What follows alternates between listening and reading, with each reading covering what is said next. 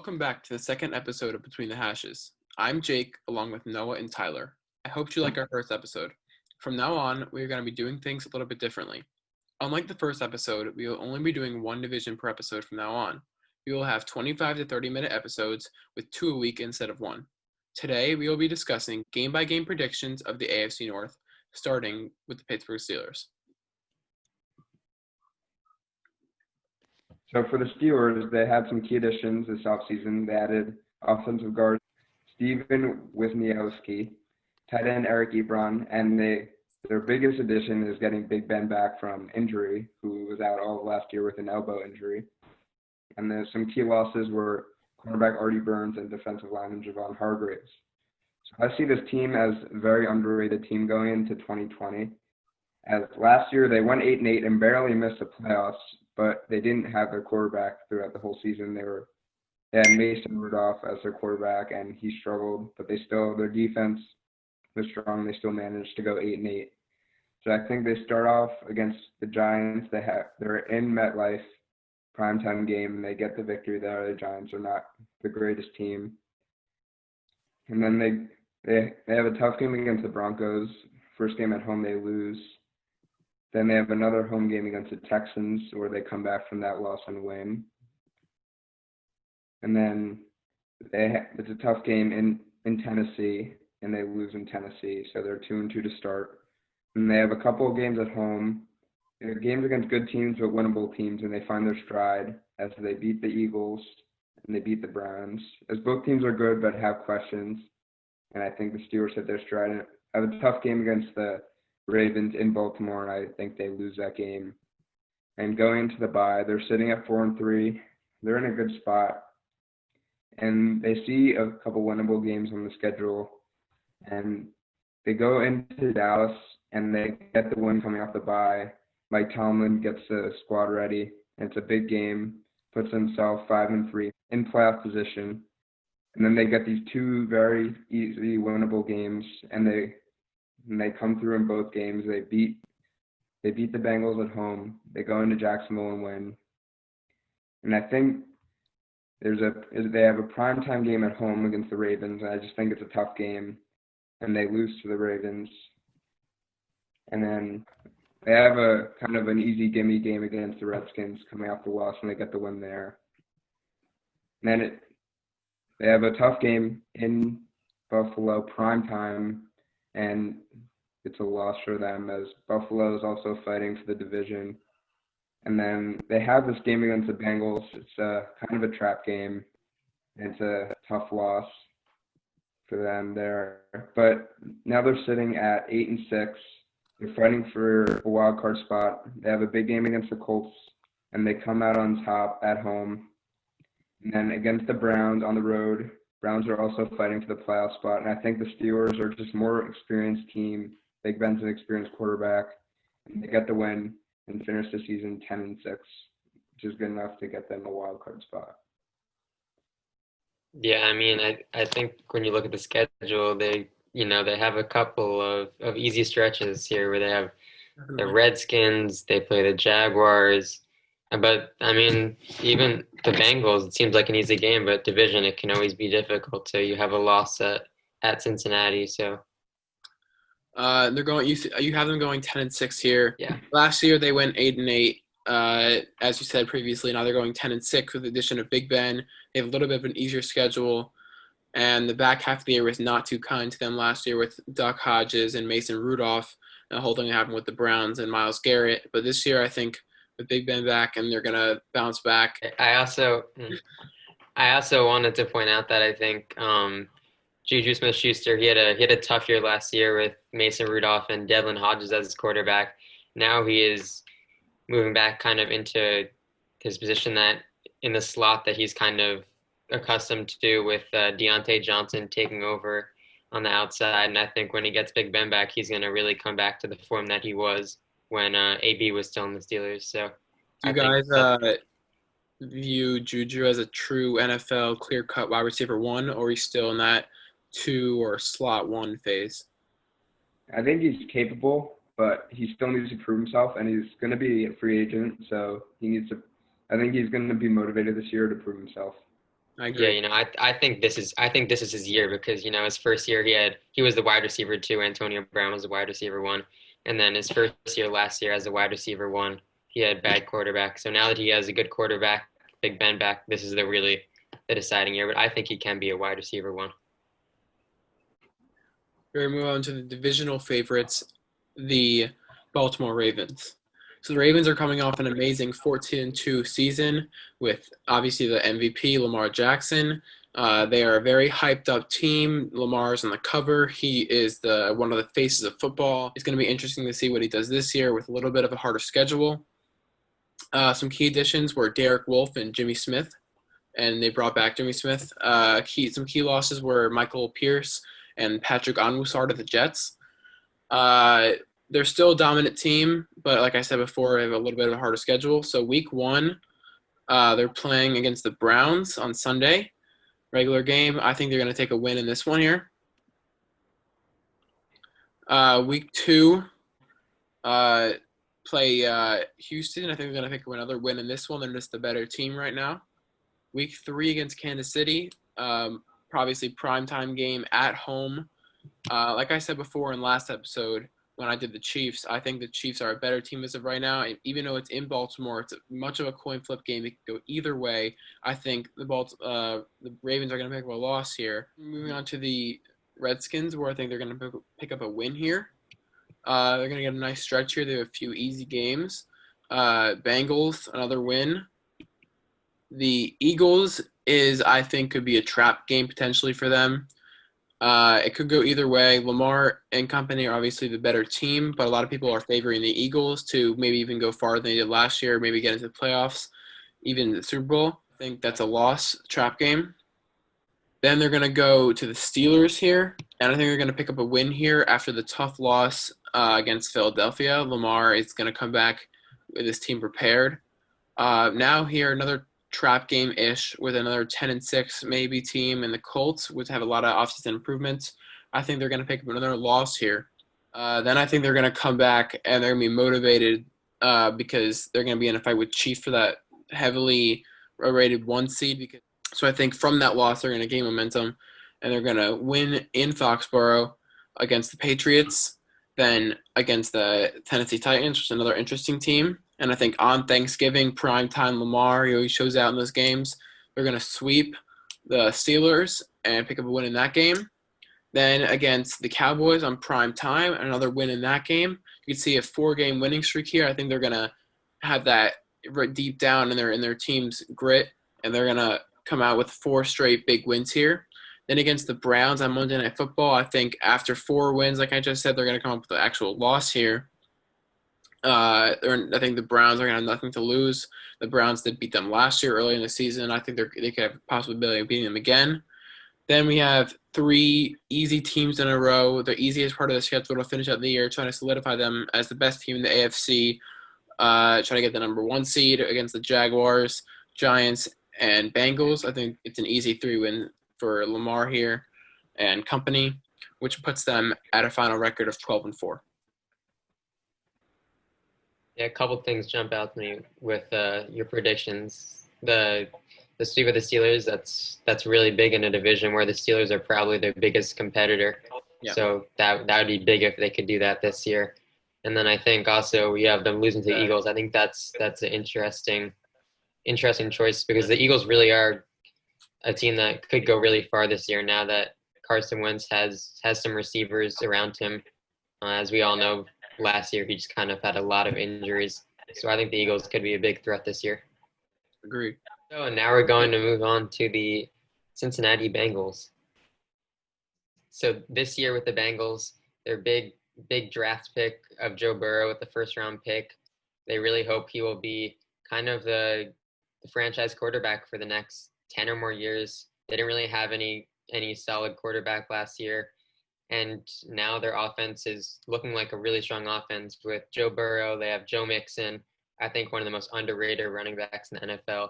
And they have a pretty good wide receiver duo with Tyler Boyd and A.J. Green. And they made some acquisitions on the defensive side, adding DJ Reader. They added Von Bell, Trey Waynes, a lot of defensive pieces to really try to help a defense which was really at the bottom in the rushing department and in the passing department last year. So to start off, the Bengals play the Chargers. This is going to be a game that's on TV. A lot of anticipation for Joe Burrow's first start. Rookie quarterbacks typically struggle to start, so I think it's a loss. Week 2, Thursday Night Football against the Browns. I think that's going to be another loss for Joe Burrow. You know, he's still kind of getting used to the new offense, and the Browns are a pretty good team this year. Week 3, another good team in the Philadelphia Eagles. As I mentioned earlier, they're a really improved team, and there could be a threat to make it far this year. Week 4, I think this is where Joe Burrow picks up his first win against probably the worst team in the NFL in the Jacksonville Jaguars, and that defense is just not very good. So Joe Burrow is going to have a good game. Week 5, it's a loss. This is Joe Burrow's really going to, and the Bengals, I think, are really going to get blown out here at Baltimore. Week 6 against another good team, the Indianapolis Colts, and that's another loss for me. Week 7, I think Joe Burrow and the Bengals kind of pull off a little upset here. They get a win that not many people are expecting against the Browns, who previously beat them in Week 2. So that will put them at a record of 2-5, and then they face another really tough team in the Titans. Really good ground game, so I think that's going to be another loss. They then play the Steelers, which I think is another loss. They really have a tough schedule this year. So the next week they play the Steelers, and I think that's another loss, another tough team. And then I think this is where they get their next win against the Washington Redskins. Washington Redskins are another team, kind of has a lot of question marks surrounding them. So they get the win there. Next week they play the Giants, and I think they kind of get into a little bit of a roll. Another win for the Bengals here. The Giants and Daniel Jones kind of were not too good last year, and I think this is a good opportunity for Joe Burrow to get that win. And then next week against the Dolphins, I think this is going to be a really tough game. Joe Burrow versus probably Tua, and it's another win for me. And then they kind of hit a tough stretch. They play 4 pretty good teams in a row. The Cowboys, that's a loss. They play the Steelers at home, and that's another loss on Monday Night Football. The Texans, while they're not as good as they were last year, I think they're still a pretty decent team, so that's another loss. And then to end the year at home against the Ravens, they're going to lose again. So that's a final record for me of 5-11. So I don't really see a crazy amount of improvement from last year, but I think Joe Burrow kind of begins to show everyone that he can be that franchise quarterback, that he can be the quarterback that the Bengals wanted when they drafted him. And I think the problem for the Bengals is just going to be their offensive line is a real weakness this year, and their defense is still not great. A few things here. Obviously, that November 22nd to December 6th, that late November, early December stretch is really easy for them. And I see you have 3 wins for them against 3 of the top 5 worst teams in the NFL, probably. That's a good way for Joe Burrow to pick up his stride and show people what he's actually worth. Do you see any other games besides the 5 wins that you've posted where they could potentially win if Joe Burrow has one of his great LSU-like games? Yeah, I mean, I could see them beating the Texans this year. I think the Texans they don't have a good defense, so I think that's a game where Joe Burrow could really go off and help the Bengals win.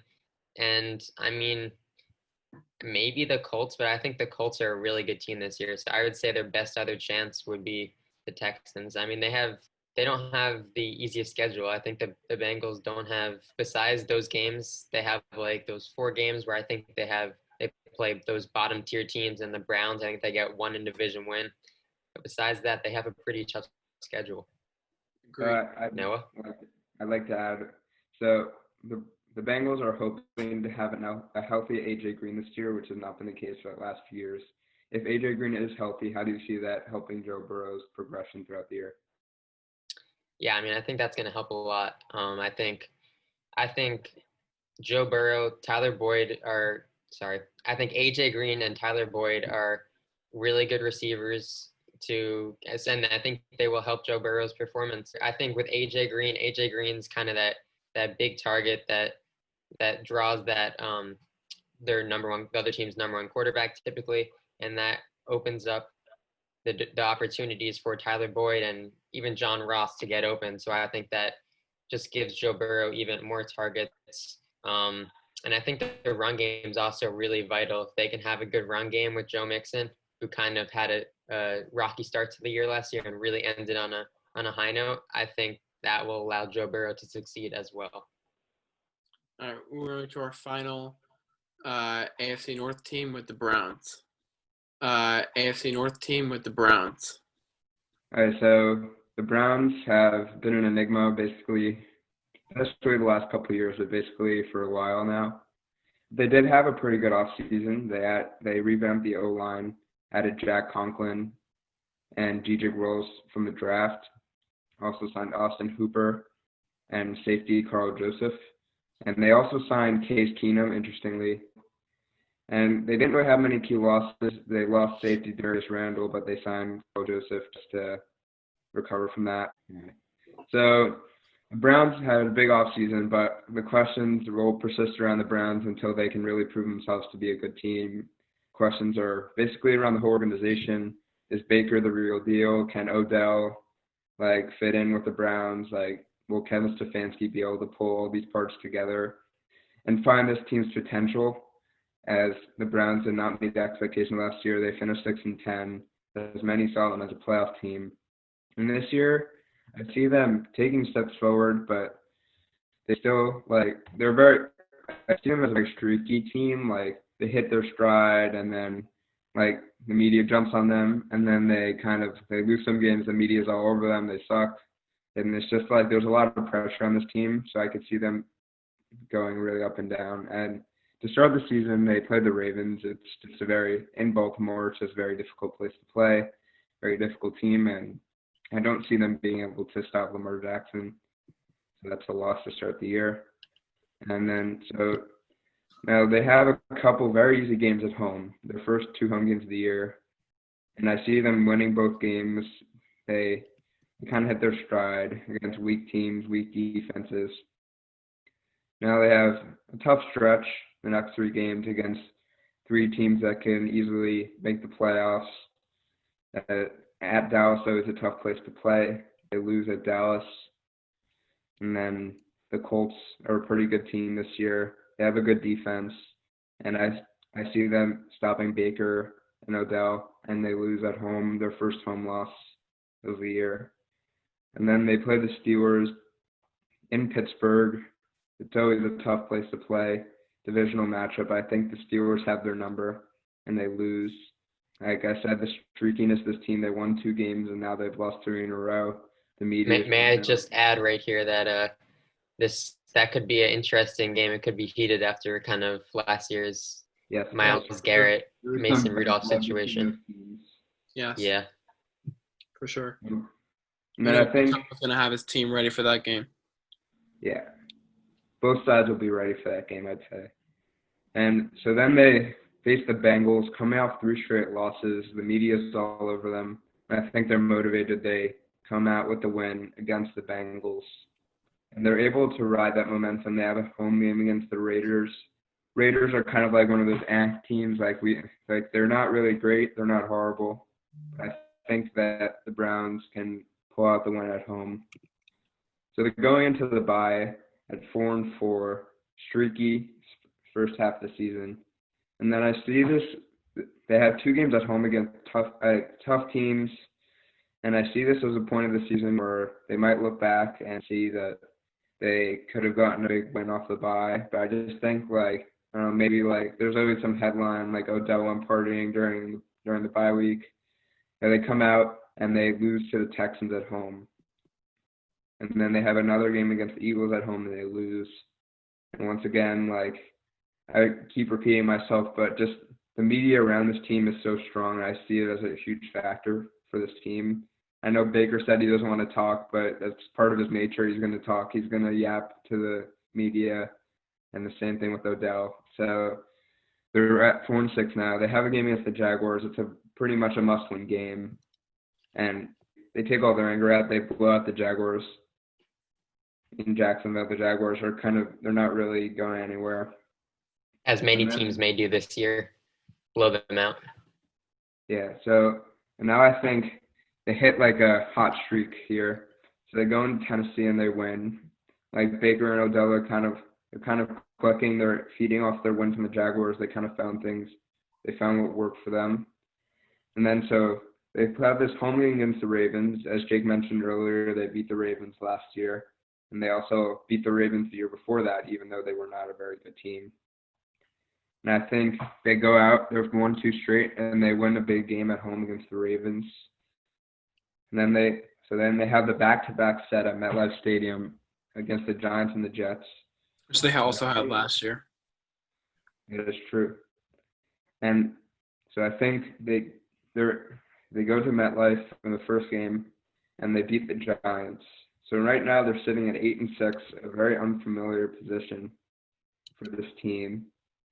And they're like an inexperienced team, and I see them the Jets are also kind of in that range, and they've been away from home. I think they lose to the Jets. It's a tough game for them. So now they're sitting at 8-7, a very, very big game at home against Pittsburgh. Once again, bad blood. And these big games, this is basically a playoff game to kind of get into the wild card. And I see the Steelers as a more experienced team, as they were in the playoff hunt last year with Mason Rudolph, and Baker Mayfield is not experienced under pressure. Big Ben comes through for his team, and the Browns lose at home to the Steelers. That finishes them at 8-8, as they do improve off last year, but cannot meet those final expectations that have been mounting on them, and they come just short of the playoffs. Quick thought here. As we said a big theme last episode, it's really hard to sweep teams in your division, but so far this episode and now you have the Steelers with Big Ben sweeping the Browns, and that's huge for a division. To get 2 divisional wins against the same team is great for playoff tiebreakers and everything. It gives you so much more momentum, especially with the bad blood between those teams from last year. Yeah, I just see that big game at the end. I just see the Browns are going to be the Browns, and the Steelers are highly experienced in tough situations. I just see the Steelers have also a strong defense that have a lot of experienced people on that side of the ball. I just see that game is a big game there, but I just see the Steelers. I don't see the Browns beating the more experienced team in the big moments. I also wanted to add that I think for the Browns, with news coming out that the Browns are now saying that Odell Beckham Jr. is fully healthy. We know he kind of had such high expectations last year. He didn't really meet them. So I think it'll be interesting to see how Baker and Odell really gel this year, if Odell really plays to the potential and to what everyone expected. All right, now to finish up this episode, we are going to be talking about the standings for the AFC North. There you go. So we have the Baltimore Ravens going 12-4. The Steelers coming in after with Big Ben coming back at 10-6. The Browns we just talked about at 8-8, and the Bengals at 5-11, finishing out the division. Thanks for watching. Hope you like this episode more. Please comment and tell us whether you like this format better with one division and it's being shorter and we can go more in depth, or you like it 2 divisions. Please let us know. Also comment if you made it to the end. Please subscribe and thanks for your support. And make sure to watch our next video where we go over the AFC South, uploaded probably on Wednesday, so just get ready for that. We will show the complete playoff picture for the AFC using our predictions. Yep. All right, that's it for this one, guys. Thanks.